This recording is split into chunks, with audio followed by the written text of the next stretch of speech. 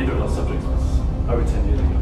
So this is a very amateur effort on my part, and so please ask questions, but I'm unlikely to be able to answer anything technical.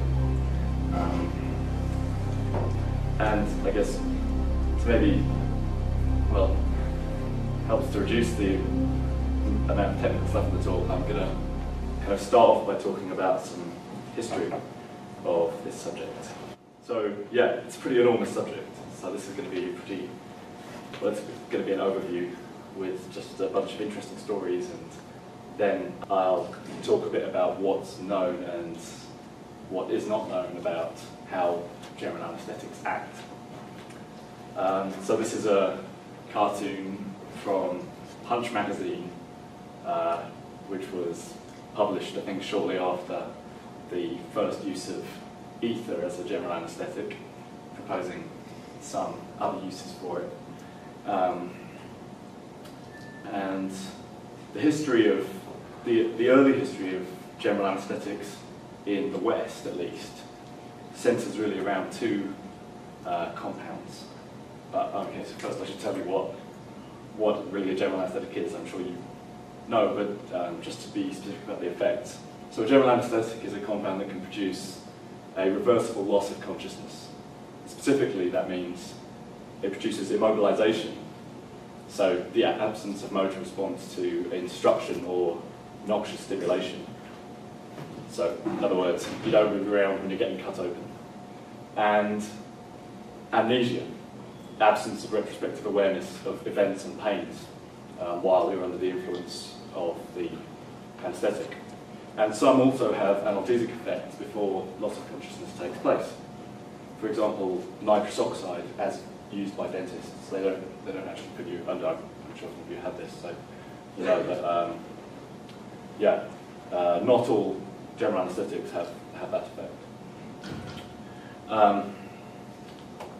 So, as I was saying, the early history in the Western world at least, does two compounds, diethyl ether and nitrous oxide. So diethyl ether is this guy here, and this was for certain first synthesized in 1540 by a guy called Valerius Cordus, but may have been synthesized much earlier than that. He did it by reacting sulfuric acid with ethanol. And around the same time as this, the physician Paracelsus noted analgesic and hypnotic properties of similar compounds. In fact, he specifically recorded that they would put chickens into a harmless sleep. But at this time, ether wasn't actually used in, there's no record of ether being used as a general anesthetic in humans. And the other compound is nitrous oxide, and this was first discovered by the English physician and theologian, and well, he did a lot of stuff, he was a polymath, I guess, Joseph Priestley, who published his discovery in 1774 in this book, Experiments and Observations on Different Kinds of Air, and he called it dephlogisticated nitrous air. And again, at the time, he considered this stuff was not respirable, and he didn't investigate its use as a general anesthetic or anything else. In fact, a little later than this, a guy called Mitchell proposed that nitrous oxide was actually the principle of contagion. So this was before germ theory, and he proposed that nitrous oxide was a substance that actually led to animals and humans becoming sick, and said that if you breathed it in or even exposed it to the skin, it would produce terrible effects. Somewhat later, it was in 1793, a physician called Thomas Beddoes moved to Bristol with a project in mind to test the effects of various newly discovered gases on human health. his main interest was in helping people with tuberculosis. And he moved to an area of Bristol where many tuberculosis sufferers went to try and improve their health by using hot spas. And he actually enlisted the help of the famous Scottish engineer James Watt, the guy from the famous improvements to the steam engine and the guy who the Watt is named after, who took a particular interest in it because his two young children, who were teenagers at the time, had both suffered from tuberculosis. And his youngest daughter, in fact, died of it not long after Beddoes unsuccessfully tried to help her by administering carbon dioxide of all things. So that was a very experimental and kind of desperate thing to do. She died after that, but Watt continued to be interested in this project. His son, Gregory, also was suffering from tuberculosis. And in fact, his son, Gregory, on the advice of Beddoes, had gone for the winter to Penzance in Cornwall. So this is a slightly warmer part of the United Kingdom. And he was staying with the mother of this guy, Humphrey Davy, who I expect you've all heard of. He was only about 18 at the time. And in this way, he met Watt's son, Gregory, and they eventually became friends. And Davy had actually read an account of Mitchell's ideas about nitrous oxide being the principle of contagion, and decided to test this for himself. So he synthesized some nitrous oxide and actually breathed a small amount of it in and exposed it to animals and to skin, and found that Mitchell's ideas were completely wrong. Nitrous oxide isn't a toxic gas at all. He didn't notice any of its its stronger effects at this time, but through the encouragement of Watt's son, he wrote to Beddoes about his discovery. And on the basis of this and some recommendations from people that Davy was acquainted with in Cornwall, Beddoes decided to appoint him as the superintendent of his pneumatic institution, which was devoted to testing gases for people's health. And so, in October of 1798, Davy moved to Bristol and lived with Beddoes, actually. He was only 18 years old at the time, so 19 years old, in fact. This is the location in Bristol, actually, where he did his experiments on various gases. But the main thing he ended up doing while he was there, actually, was continuing research with nitrous oxide. And the results of this research were published in this book, this was published in 1800, Researches Chemical and Philosophical, chiefly concerning nitrous oxide or dephlogisticated nitrous air and its respiration. And in this book he describes a lot of chemical experiments involving nitrous oxide, but also physiological experiments. So he tested it on animals, he tested it on cats, for example, putting them in pure nitrous oxide, and, well, they died, but they lasted apparently twice as long as they did if you put them in pure hydrogen or water. So he was interested in that. But he also put animals into a mixture of nitrous oxide and oxygen. And in fact, in his book, he describes doing this to a guinea pig, which he put into a mixture, a 1 to 3 mixture of nitrous oxide and oxygen. And it survived in there, unconscious, for 14 minutes, and recuperated when he took it out. So that was probably the first animal ever to be put into a state of, to have a general anaesthetic applied to it so that it actually became unconscious. And I think quite soon after that he moved on to human experiments, so he tried it himself first of all, and also gave it to many other subjects, both healthy and unhealthy. And the healthy subjects that he gave it to include a huge number of really distinguished people from the time who were friends of Beddoes. So among them was Samuel Taylor Coleridge, the poet, and Peter Roget, who was only 20 at the time. That's the guy who would eventually publish Roget's Thesaurus, but at the time he was a young doctor.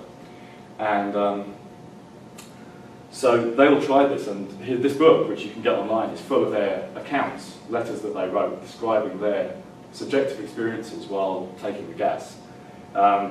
This is a passage from the book, which is from Davey himself.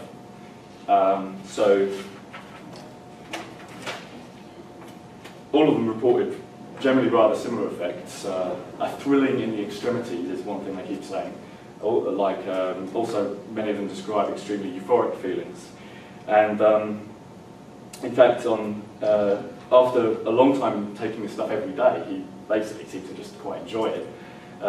He spent a long time walking around Bristol, breathing it out of a silk bag and taking in the sights, among other things. But on December the 26th, he reported a particularly intense experience where he actually had an airtight box constructed. And he got into this airtight box, and then nitrous oxide was introduced in quite large amounts, 20 quarts at a time. And he was in there for an hour and a quarter. And at the end of this, he reported a great disposition to laugh. Luminous points seemed to pass frequently before my eyes. And my hearing was certainly more acute, and I felt a pleasant lightness and power of exertion in my muscles. And after coming out of this box, he decided to immediately breathe another 20 quarts of pure nitrous oxide from the bag. And this is what's reported in the book here, but in his notebook he puts it in slightly different terms. So he says, I seemed to be a sublime being, newly created and superior to other mortals. I was indignant of what they said of me, and I stalked majestically out of the laboratory to inform Dr. Kinglake privately that nothing existed but thought. I was, they said, near 3 minutes of this. And I think then he went and took some more nitrous oxide. And then he said he was intoxicated for about an hour and a half after that, went to bed. When he got up the next day, he had a big breakfast and he felt completely fine. So they definitely tested this stuff quite seriously. There's some other quotes from the book. I definitely recommend having a look at this. So he did in fact recognise already in this book the analgesic properties of nitrous oxide. So here he says, in cutting one of the unlucky teeth called dentis sapientae, I bet you can guess what those are, I experienced an extensive inflammation of the gum accompanied with great pain, which equally destroyed the power of repose and of consistent action. On the day when the inflammation was most troublesome, I breathed 3 large doses of nitrous oxide. The pain always diminished after the first 4 or 5 inspirations. The thrilling came on as usual, and uneasiness was for a few minutes swallowed up in pleasure. And at the end of the book, in the conclusion, there's just one paragraph where he says, as nitrous oxide in its extensive operation appears capable of destroying physical pain, it may probably be used with advantage during surgical operations in which no great effusion of blood takes place. And there's another great passage where he says, I ought to have observed that a desire to breathe the gas is always awakened in me by the sight of a person breathing, or even that of an airbag or an air holder. So, he really liked this stuff. But in fact, this is basically what the Pneumatic Institute became most famous for, to quite a degree of ridicule from a lot of people who saw this as, completely frivolous. And also, the guy Bellows who ran it and a lot of his acquaintances were actually kind of political radicals at the time, and the more conservative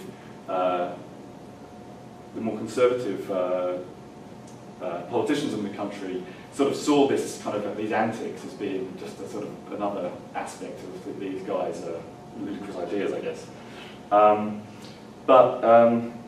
Yeah, Davey was actually he was invited to London to become a lecturer in chemistry at the newly formed Royal Institution, and although it seems that he more or less at this time kind of ceased any serious experimentation with nitrous oxide, he put on to great acclaim some public lectures, and there was one in 1801 that's depicted in this cartoon by James Gilray, a famous caricaturist of the time, and that there is Davey holding some bellows, I guess with nitrous oxide in, and someone's having probably some of that administered to them over here.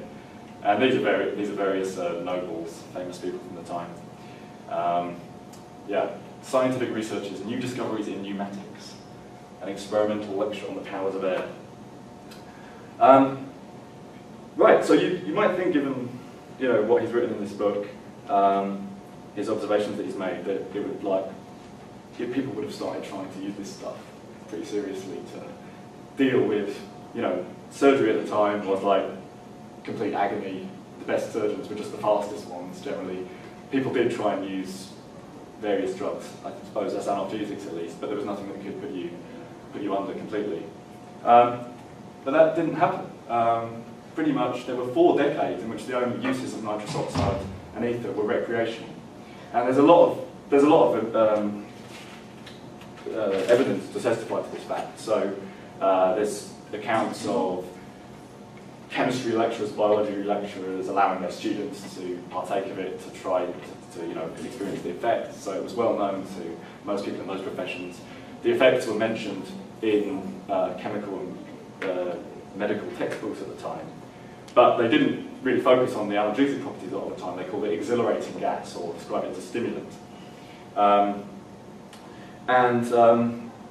So one young medical student, Gardener Quincy Colton, who decided to get in on this game. So there were lots of people who go around the country giving lectures where they give people nitrous oxide in this time, or ether frolics they called them, I guess, and they'd you know, give it to members of the public and let them experience its effects.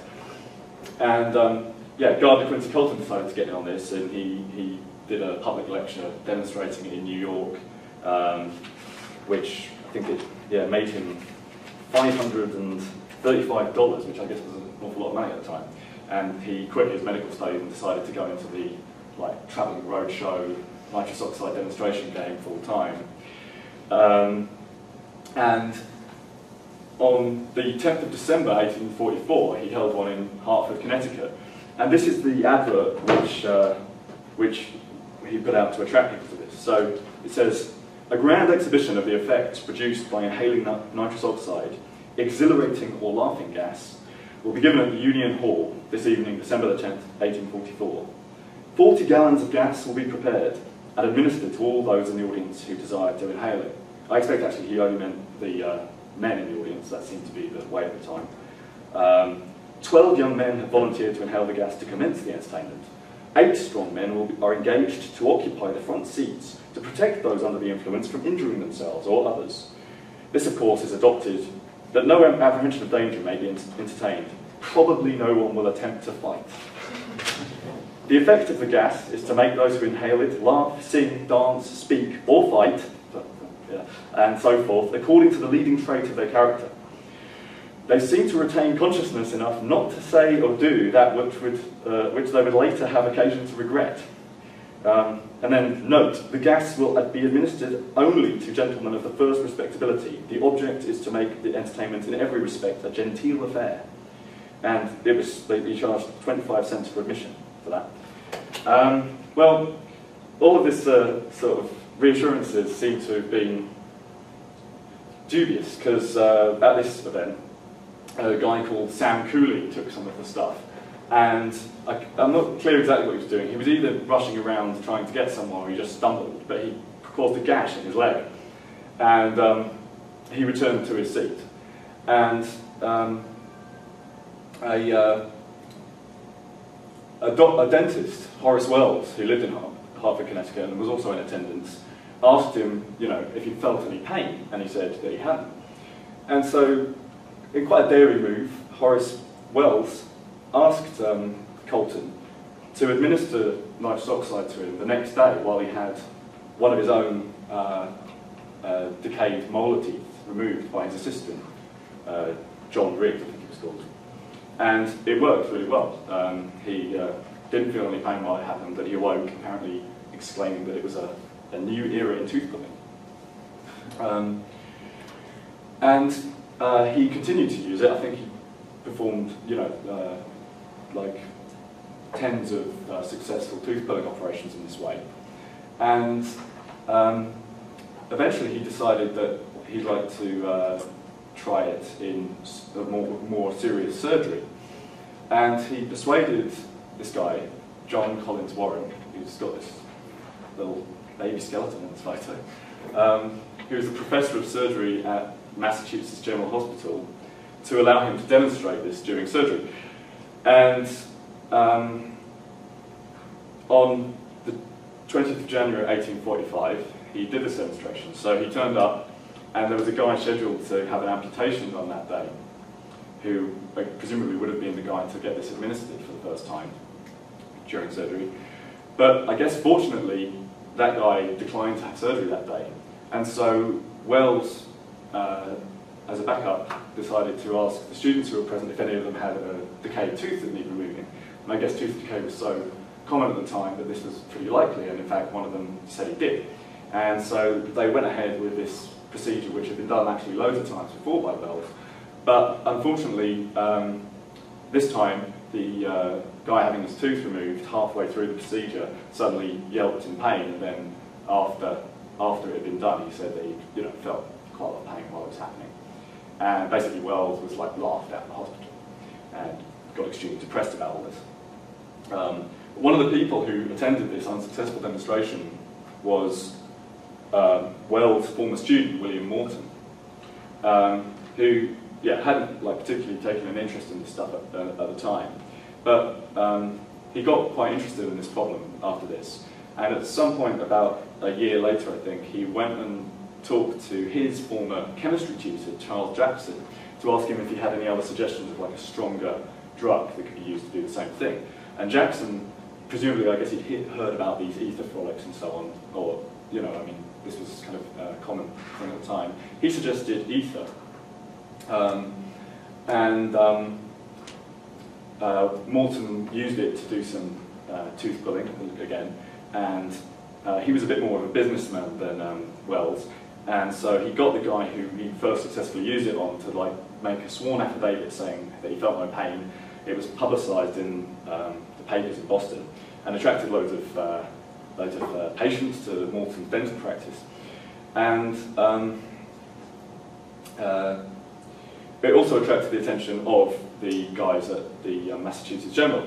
And so they asked Morton to come and administer ether during a operation which was done on October the 16th, 1846. So it's a year and a bit after Wells' unsuccessful attempt with nitrous oxide.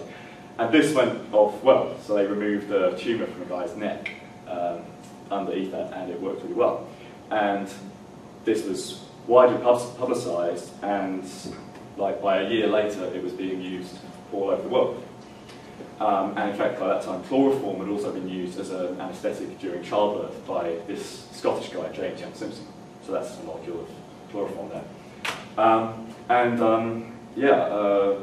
So these two, Morton and Jackson, they tried to patent the procedure, and they wouldn't even tell people what it was that they used at first. They called it lithium, the gas that they'd used. And they basically tried to make money out of it, although they kept claiming that they weren't going to do that and they'd be all charitable about it. I don't know. Anyway, it didn't work basically because you couldn't patent ether itself, and people quickly realised that was the active ingredient. So, really they made no attempt to enforce this patent. But it turned into this bitter priority dispute between the two of them, in fact. They tried to patent it together, but they ended up becoming complete enemies. And Wells himself ended up a chloroform addict, and after getting arrested for throwing sulfuric acid on some prostitutes or something under the influence, he was sent to prison and then killed himself, which is kind of tragic. He seemed like he was a pretty good guy. He was trying to spread the use of these anesthetics just for humanitarian reasons. And there was a fourth guy involved, because it actually turns out that ether had already been used successfully a number of times in surgery by this guy, Crawford Williamson Long. He did the first one back in 1842. But somehow this didn't really spread, at least. I mean, he demonstrated it to a few other physicians. He was down in Georgia, so I guess it was some distance away. But his trials weren't published even until 1849. I'm not exactly sure why it took so long, but I guess that's the publish or perish thing again. So he also got involved in this dispute. Anyway, that was kind of the beginning, really, of widespread use of anaesthetics in the Western world. So now we have an enormous range of anaesthetic compounds that we know. So these ones at the top are all inhalants. Some are still used. Desflurane and isoflurane are actually in common use, I think. Halothane was very popular for a long time, sort of gone out of favour a bit. These guys, so the only one of these three that were sort of the early ones that are still being used, at least in the industrialised world, is nitrous oxide, which is still really, really important. It's a very weak anaesthetic actually. These two are much stronger, but it has lots of other good properties, and so it's used like for analgesic effects in childbirth and dentistry, and it's used as a component in kind of, most anaesthetics that are done now involve lots of different drugs to try and have a sort of optimal profile for the patient, and nitrous is a really important one in that. Diethyl ether is incredibly flammable, so it's pretty dangerous. Chloroform is actually toxic, and it often causes sudden death to the people who are using it due to like cardiac arrhythmia and stuff like this. So that one isn't really used at all. These guys down here are all intravenous anaesthetics. So these are, I think, all commonly used. Ketamine maybe only more so in like field cases and certain special. It's used like on people who other ones are counterindicated for because of the like the hallucinations and stuff that you can get while taking it. A really particularly sort of strange one, which is actually being used, is xenon. So it's literally just the gas xenon is quite a potent anaesthetic. And in fact, funnily enough, it also has quite a bit of potential, like nitrous and ketamine, to produce sort of psychomimetic effects. And these might actually operate in kind of a similar way. But this is very strange, right? Because I mean, so unlike a lot of drugs where it's kind of people identify a particular target, or it's sort of easy to see that maybe in the analogues of the drugs there's some sort of common functional group, these things are all very different. Pretty much the main thing that they have in common is that they're relatively apolar, which I guess they need to be to cross the blood-brain barrier. But apart from that, I mean, they're all pretty different structurally. And so, well, not all of these were known back at the time, but already by 1900 enough different compounds had been invented, like this one, for instance, cyclopropane. So that's another one which is not used anymore, but it's so it's just a ring of 3 carbon atoms. It's like can actually just detonate by itself. So it's another really dangerous one, but it was widely used. But yeah, sorry. So enough were known already by 1900 that they already kind of had this issue. They didn't really understand how all these different compounds could seem to produce the same effect. And so, kind of the first bit of evidence of something which might be the property that is important for it was independently noted by these guys Mayer and Overton around 1900. And so what they noticed was that the potency of the drug, so that's like measured by, you measure, it's the inverse of the minimum concentration you need in the lungs to render, or in the environment, let's say, if it's animals, to render half of the subjects unconscious. So actually the things that the animals they used were tadpoles, and they could tell when they were anaesthetized because they lose their writing reflex. So I guess that means they just sort of start flopping around. I'm not sure exactly. But what they noticed was that this potency is directly proportional to, I'm sorry, that should say potency, not inverse potency. So so the potency is inversely proportional to, hang on, what? That is the inverse potency. So the inverse potency is directly proportional to the lipid solubility of these gases. So they used olive oil. So this was measuring how much of the compound dissolves in olive oil versus water. So that was their model of lipid compounds in a biological organism. And this is some more modern data here. So yeah, this doesn't show direct proportionality, it shows an inverse proportionality because it's the inverse potency. But basically what it means is the more it will dissolve in lipids, the more potent it seems to be. And it shows a really good correlation here. Okay, so then at that time, and for around 60 years afterwards, the sort of predominant theory of general anaesthetic action was something like this. So people just call it the old lipid hypothesis, or just the lipid hypothesis. But there are kind of newer versions of this. So the old version says something like this. There's a single mechanism which causes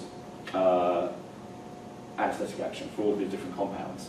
And what it is that at some threshold, the solvation of the anesthetic in the bilayer membrane of the neurons in the whole of the central nervous system causes a reversible malfunction by interfering with proteins in the membranes. And this was elaborated in various different ways. So in 1954, this guy L.J. Mullins suggested that the sort of linking mechanism between the changes in the between the solution in the lipid bilayer and the malfunction of the proteins was that the bilayer expands, so its volume increases, and that causes some kind of changes the forces on the ion channels in the cell membrane. So that was one idea. And there's some evidence to support this is a thing called the pressure reversal effect. So a weird thing about most general anesthetics is that if you increase just the atmospheric pressure that it's administered under, it will it will mean that it increases the amount you need to give the patient to produce the effect. So somehow increasing pressure tends to reverse the anesthetic effect. And so this is kind of explained because if you increase the pressure, then it shifts the equilibrium so that it's harder for the volume of the lipid bilayer to expand. So that kind of is some additional evidence for that idea. Was some additional evidence. And then this guy Trudell in 1977 proposed a different one where the idea is that you get these different phases in the lipid bilayer. So you have some areas of highly ordered gel-like structure and then more fluid areas. And these can exist side by side sometimes. And so he proposed that for around certain ion channels in the membrane, this kind of separation was necessary to sort of accommodate conformational changes where the volume of the channel gets bigger when it opens, for instance. So this is showing that. So the idea is that in the normal situation, so you've got these sort of ordered regions here and fluid regions here, and when the conformational change happens, it just, in order to accommodate it, some of the less dense fluid region turns into the more dense solid region to accommodate that. And then when you have the anesthetic in the membrane, it kind of disrupts this phase separation and makes it harder for this to happen. So that's another suggestion that was made. But there's quite a lot of problems with this idea generally that were found later. So obvious one, I guess, but I think this was found fairly late, is that there are many compounds which should be anesthetics according to this rule, but which aren't. So, for example, I can't remember what it's called, but like methane with the hydrogens replaced by fluorine, that's an anesthetic, and it is lipid soluble. But the sort of next one in this series is it should be an anesthetic because it's actually even, I think, more soluble than this guy in lipids, and it's been shown that it can actually get into the brain and everything, but it's not. And in fact, people have identified loads of similar compounds, fluorinated hydrocarbons and halogenated hydrocarbons, that just for some reason those ones just don't work, even though they are quite lipid soluble. So that doesn't make much sense if this idea is right. Also, quite small changes in temperature of like a degree or so can produce similar changes in lipid fluidity, for example, to the similar extent that clinical concentrations of anesthetics do. So normally if your temperature raises by a degree, you don't lose consciousness. So that's also a little, maybe a problem for these ideas based on phase separation or fluidity changes. There's also this cut-off effect where, for instance, with like long chain alcohols, as you increase the length of the chain, it becomes more and more lipid soluble. But at some point, it stops becoming more potent as an anesthetic. So that doesn't really fit either. And maybe it sort of suggests that at some point, the binding doesn't get any better, maybe because there's actually a specific site, which is of limited size, that it binds to. And then there's also stereoselectivity. So this is a really hard one to explain. So, for instance, these are two stereoisomers of, sorry, optical isomers of isoflurane. So that's one of these commonly used inhalant gases. And these have a 50% difference in anesthetic potency. But like the lipid bilayer, well, it doesn't affect their ability to dissolve in lipids, because that's a kind of achiral environment. And some of the intravenous drugs show an even stronger selectivity. So optical isomers of ketamine are a factor of 2 to 4 different in their potency. Okay, so all of these things are kind of problems for this simple, at least a simple version of the lipid hypothesis. And in addition, some of the reasons to believe in it, this like Mayer-Overton correlation, perhaps were less important later on. So the other idea, which would be more like how conventional drugs work, is that there's some kind of direct interaction with membrane proteins. And in 1984, Franks and Lee showed that, like with the Mayer-Overton correlation, you can also show a very good correlation between anesthetic potency and the ability to deactivate a protein in a lipid-free environment. So they got this firefly luciferase, which is the protein which emits light in fireflies when it acts on this luciferin substrate. And this is a soluble protein, so they just had it in water, so there aren't any lipids around at all.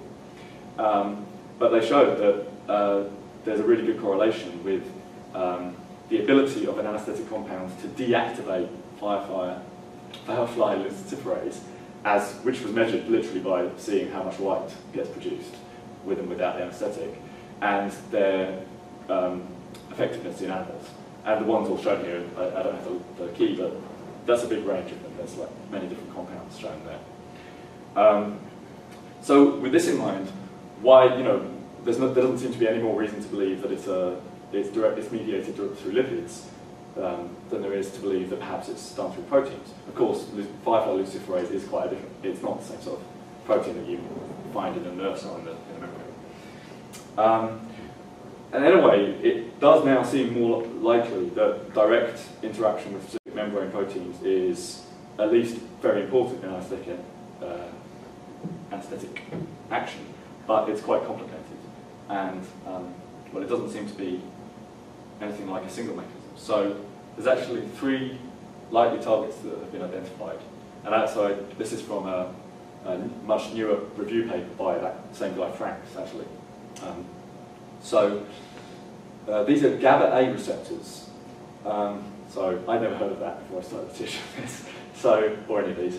But okay, so this is, if I remember correctly, this is a receptor which you have on a postsynaptic cell that, when it's activated, it tends to have an inhibitory effect on firing. So this is kind of what you'd expect. You'd expect really generally the effect is somehow going to be through inhibition of firing in the brain. At least, so this, at the cellular level, that's going to be the thing which causes anesthetic effects.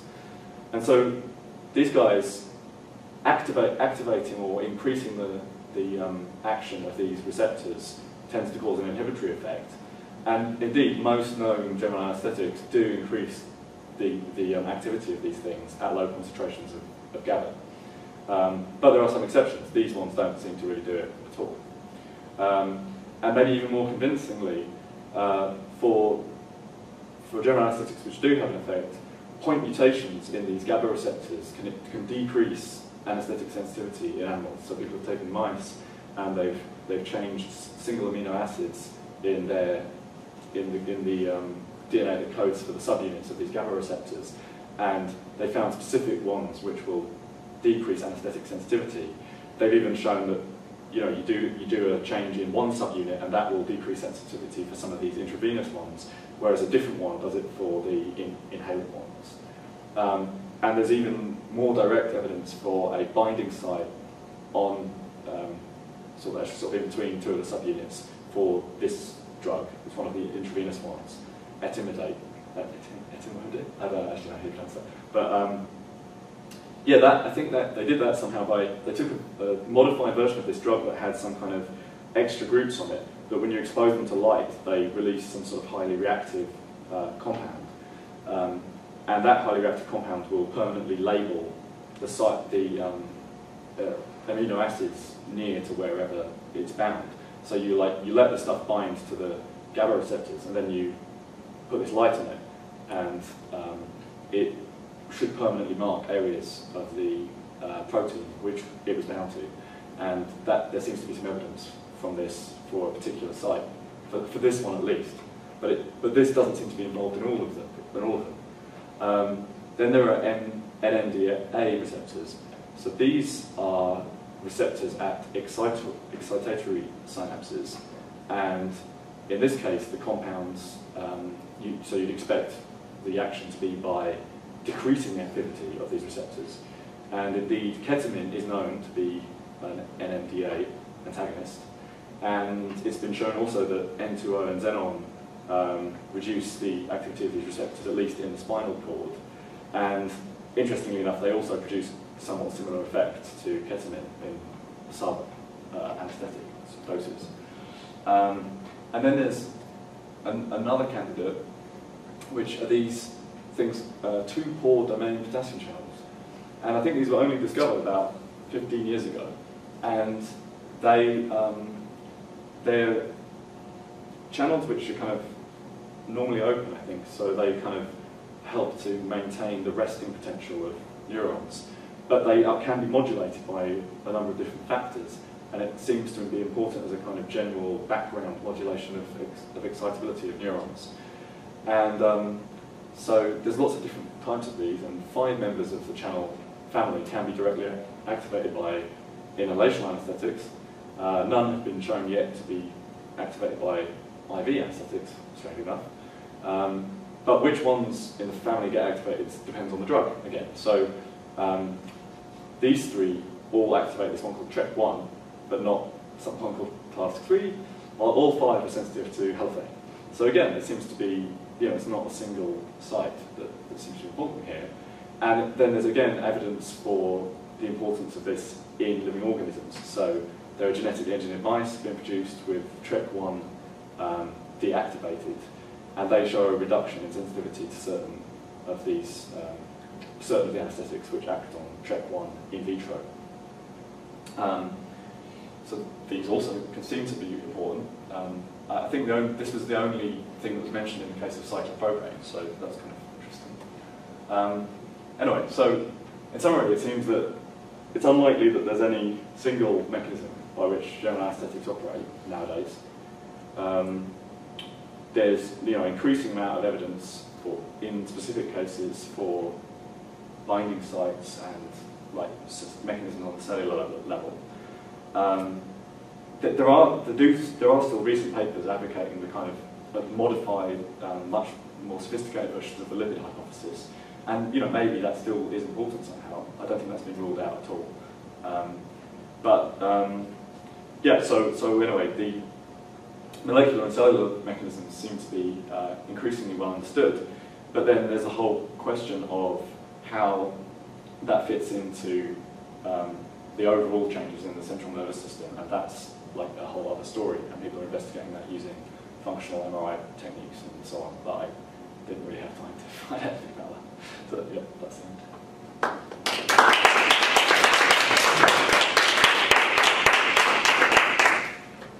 Thanks, Will. Does anybody have any questions for Will? I didn't know Xenon 133 was anesthetic. I don't know the amount that we use for medical imaging, like Xenon 133 radioactive tracer. I don't know the amount we use. Is that enough to cause any effect? Because oh, well, I didn't know, for instance, that it was used as a tracer. yeah, it is. So and I don't know, but then you can. It's quite easy to find out in some of these papers. Actually, I mean, I think it was on that diagram. I don't know how trustworthy the scales are on this diagram, but so xenon, it seems to be it's kind of in the same potency region as nitrous oxide, and that's a pretty weak drug. So I guess it could well be that you're using much smaller amounts than would be necessary. Because I didn't notice any effect on those patients. Right. Yeah. I guess it must be much more. Must be could be very little, a puff or two, or just enough to fill the lung. You know, so maybe it's not that much. I'm afraid I don't know, but it's definitely, I might try and dig out some of the references to this and maybe send them to Ryan so that he can put them online. You told us you weren't a biologist or a chemist, but you didn't tell us what you do. I'm sort of a physicist. Oh, okay. So this is totally related. Yeah. Well, yeah, definitely, yeah. I'd heard of a partition coefficient. Yeah, and I'd heard of lots of the other things before, it was just a long time ago, yeah. So you focused on inhaled anesthetics? Pretty much, yeah. Pretty much, but like there's a whole class of other anesthetics that can be administered intravenously and orally and stuff. And I guess, yeah, some of this later stuff, so these remarks here... they're probably true for all. Yeah, like etomidate is an intravenous one. I think, there's one called propanol. Yeah, it's the one that maybe killed Michael Jackson. Yeah. That also I think people have found binding, that seems to be a GABA, implicated with GABA as well. People think they found possible binding sites for that one on GABA. So yeah, in fact, the talk seems like in some ways, there's, at least in terms of really specific sites of action, with the intravenous ones, people seem to know a bit more about that, as far as I can tell. I see. And it's these funny, it seems to be these funny little ones that are kind of a bit more mysterious maybe still. Yeah. Does the size of the molecule have any effect on its activity? I'm not really sure. That certainly is implied by this critical volume hypothesis. But I thought it is the lipid solubility that has more of an effect. Yeah, so I guess if you believe in this critical volume hypothesis, then both would seem to be important, right? Yeah. Because if it's soluble, equally soluble, but one's more bulky than the other, then it should, increase the, it should get you to that threshold of thickness or whatever quicker. Certainly, in this cutoff effect, size seems to be important. So yeah, the lipid solubility is increasing, but in fact, when it gets too big, that's actually causing a problem, which sort of suggests the opposite, that there's some specific findings for it. But this cutoff effect even seems to be a little bit strange. So some of the proponents of these newer, more sophisticated lipid hypotheses, which involve changes in the distribution of lateral stresses in the membrane, they've pointed to, so you can have these polyalcohols, which have a long chain, but then they have these many alcohol groups along the way, which should somehow be like buoys in the hydrophilic surface.